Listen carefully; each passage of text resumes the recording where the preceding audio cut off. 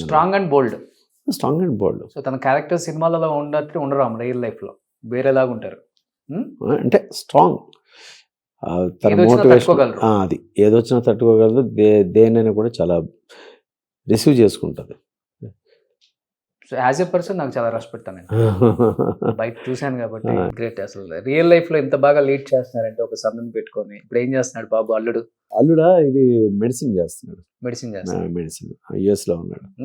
US లో same Raghuvaran గారు లాగే ఉంటాడు కదా. సేమ్ అలాగే ఉంటాడు. హైట్ గానీ హైట్ అంతా అలాగే ఉంటాడు. వాడు పుట్టిన తర్వాత మేనమామ నేనే చేతుల్లో తీసుకొని వాళ్ళ నాన్నకు చూడలేదు, నేను చూసిన తర్వాత వాళ్ళ నాన్నకి ఇచ్చాను. ఓకే. అంత ఇష్టం. ఆయనకు కూడా చాలా ఇష్టం కదా కొడుకు అంటే.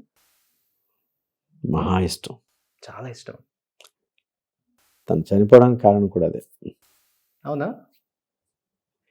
ఎవరైనా ఇప్పుడు ఏమనిపిస్తుంది అంటే, సార్ నా బ్లడ్ నా దగ్గర లేనప్పుడు నేనెందుకు ఉండాలి? నేను పంచిన ఒక బ్లడ్ రిలేషన్ నా దగ్గర లేదు అని అనుకున్నప్పుడు నేనెందుకు